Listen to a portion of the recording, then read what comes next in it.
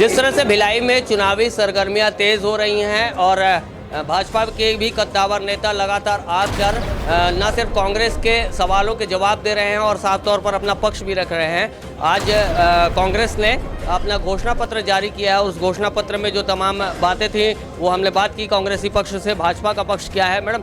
जो घोषणा पत्र है कांग्रेस का, उसको किस रूप में देख रही हैं भिलाई के लिए? कांग्रेस घोषणा पत्र उनके लिए घोषणा पत्र है और वो केवल घोषणा करते हैं।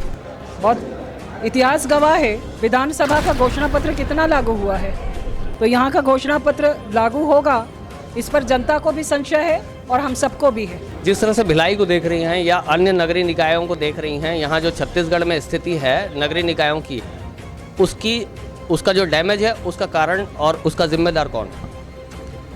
छत्तीसगढ़ की राजनीति बदली है, अपराधियों को बढ़ावा मिला है, राजनीति का तरीका बदला है। अब विकास पर राजनीति नहीं होती, जनता के विकास की कोई बात नहीं होती। हाँ, विकास होता है लेकिन मंत्रियों का होता है, विकास होता है अपराधियों का होता है और ये पिछले 3 वर्षों में लगातार बढ़ा है। 15 वर्षों से भाजपा की सरकार रही और भाजपा की सरकार से अगर इनकी तुलना की जाए तो 3 वर्षों में इनके पास में केवल 0 है और अगर इन्हें अंक देने की बात होगी तो मैं 0 अंक दूंगी। एक अंतिम सवाल, जो विकास एक प्रॉम्प्ट वर्ड जो है वो राजनीतिक दलों की ओर से इस्तेमाल किया जा रहा है, लेकिन जो घोषणा पत्र है या जो दावे हैं या जो बयान आते हैं उसमें नाली निर्माण, शेड निर्माण, मुक्तिधाम निर्माण, अस्पताल निर्माण, ट्रामा सेंटर, इसी तरह की जो एक हमेशा की तरह का जो एक फॉर्मेशन इस्तेमाल होता है वो दोनों ही घोषणा पत्र में दिख रहा है। तो क्या लगता है कि जो पहले की सरकारें हैं उन्होंने काम ठीक से नहीं किया या जो अभी की सरकारें हैं वो इसको इम्प्लीमेंट ढंग से नहीं करा पाई? विकास एक निरंतर प्रक्रिया है और ये स्थानीय निकायों के चुनाव हैं, जिला की सरकार बनती है और जिला की सरकार के पास यही विषय होंगे तो स्थानीय मुद्दे ही होंगे। पूर्व की सरकारों ने अगर कार्य किया भी है तो भी विकास की निरंतर प्रक्रिया में ये शामिल होगा। आप दुर्ग नगर की महापौर रही हैं, अंतिम सवाल है, दुर्ग नगर को जब आपने जिस रूप से व्यवस्थित किया, अब जो कंडीशन है नगरीय निकाय का जो एक प्रॉम्प्ट रूप दिखना चाहिए जनता को आने वाले 5 सालों में, जो एक स्मार्ट सिटी का जो कॉन्सेप्ट है वो दिखना चाहिए, तो आपके अनुसार अगर वो ड्रोन कैमरे से शूट हुआ हो वैसा दिखे, चाहे सामने से देखें तब भी वैसा दिखे, इस तरह का एक स्मार्ट सिटी का जो कॉन्सेप्ट है वो ज़मीन पर कैसे रूप में देखना चाहते हैं?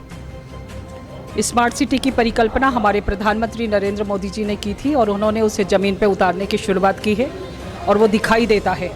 जिन जगहों पर स्मार्ट सिटी बनी है वो आप एक बार देखें, वो कल्पना केवल कल्पना नहीं है, वो ऊपर से भी दिखाई देता है, यथार्थ के धरातल पर भी दिखाई देता है और जनता को उसकी सुविधा भी मिलती है। तो स्मार्ट सिटी बेहद सफल है।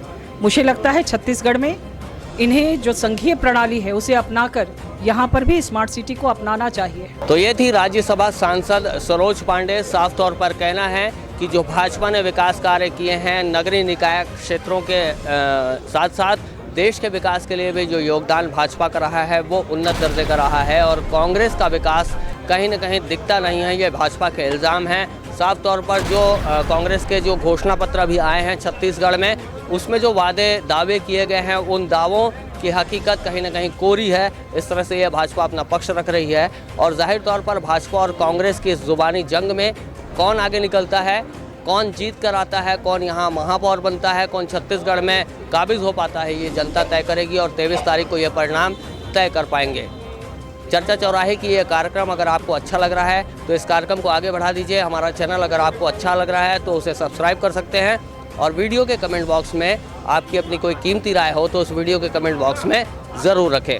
नेशन फर्स्ट एबी के न्यूज़ के लिए छत्तीसगढ़ के भिलाई से मैं हूं शशिकांत तिवारी।